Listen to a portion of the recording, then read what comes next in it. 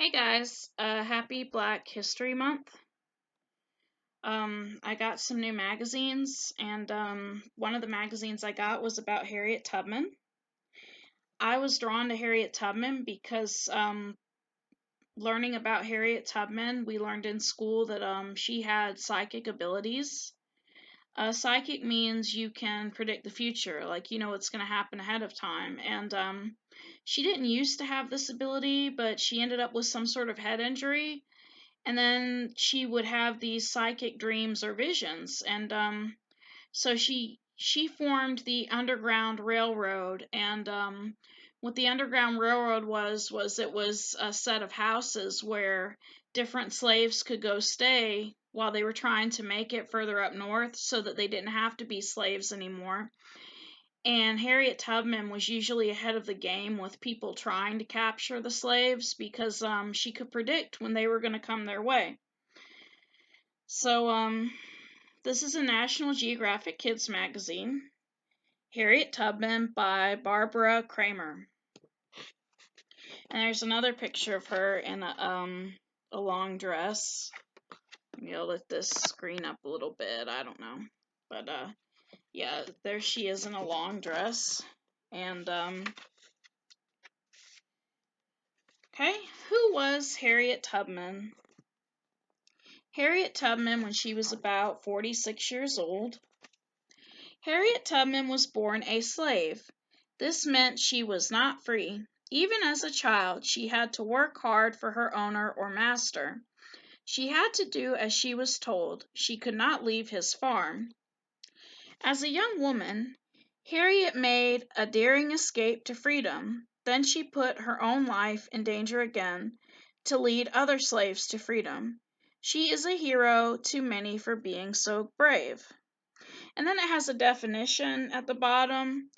It says, what word to know? Slave, a person who was considered to be property and was owned by another person. A slave had to work for no pay and was usually mistreated.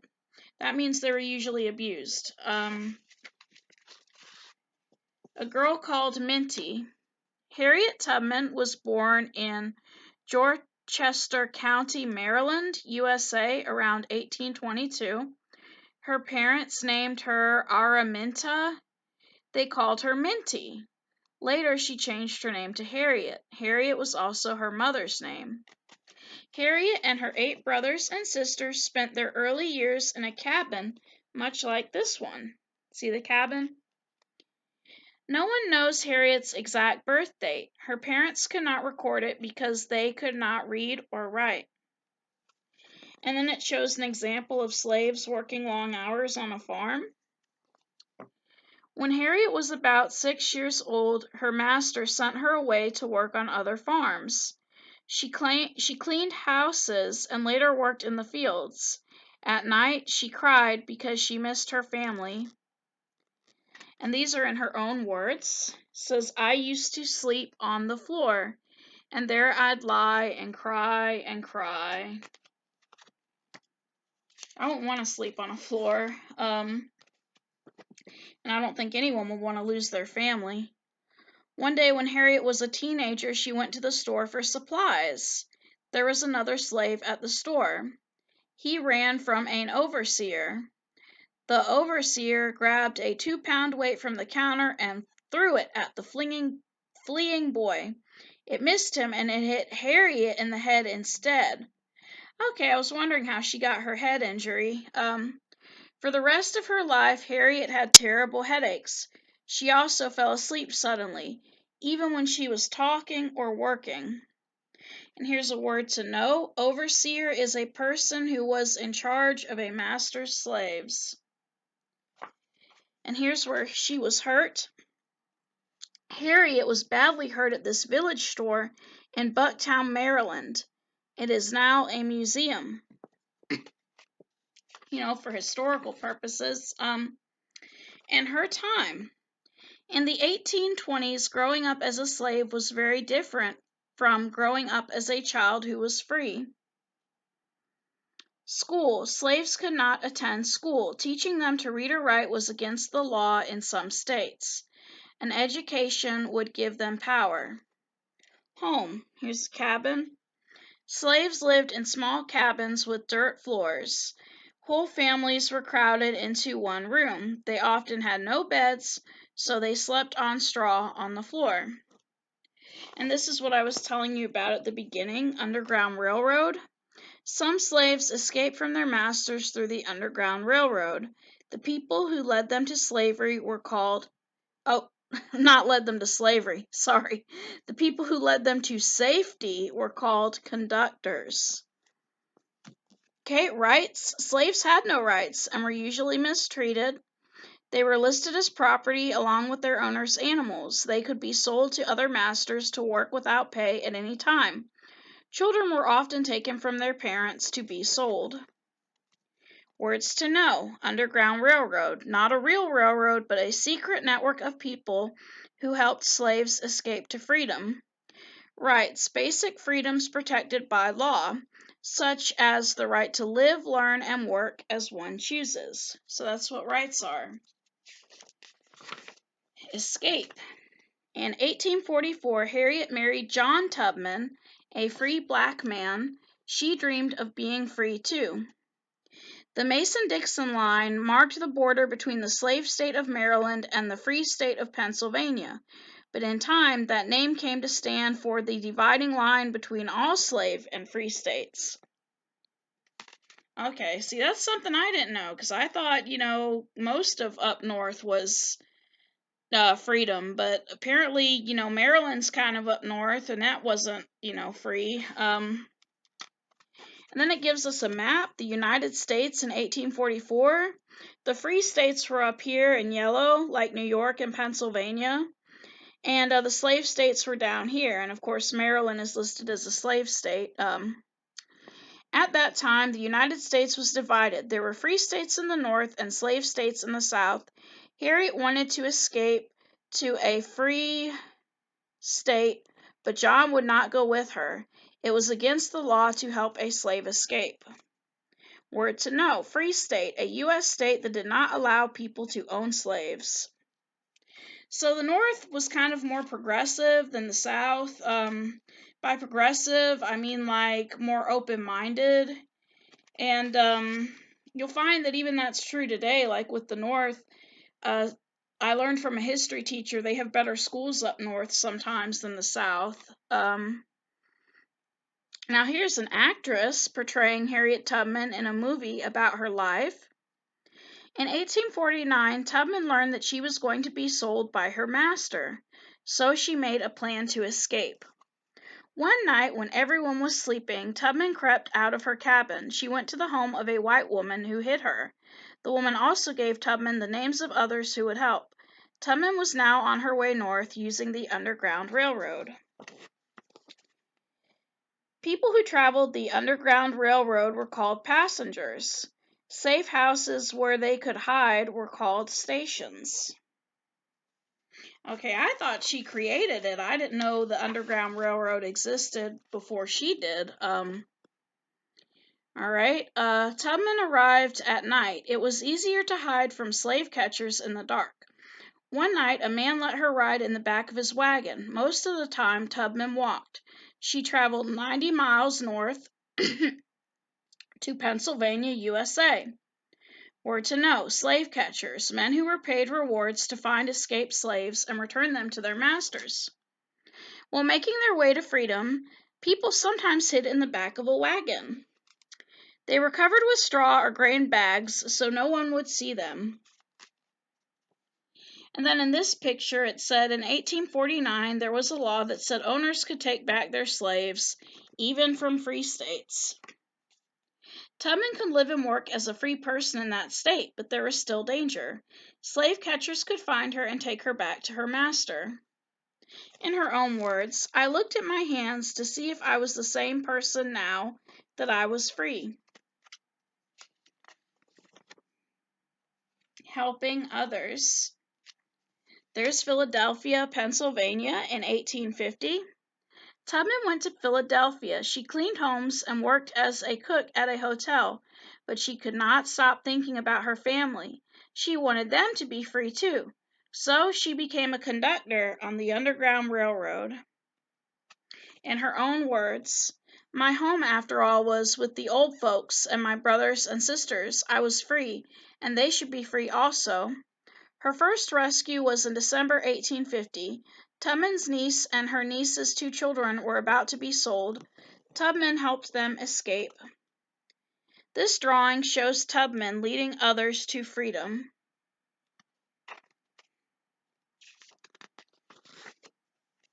In the spring of 1851, Tubman led one of her brothers and two other people to safety. Later, she helped her parents and other family members escape. Each trip meant danger for Tubman. Slave catchers were looking for her, but fear did not stop her. And here's a church. The sign says Sunrise Service, and it says this church in Pennsylvania served as a station on the Underground Railroad.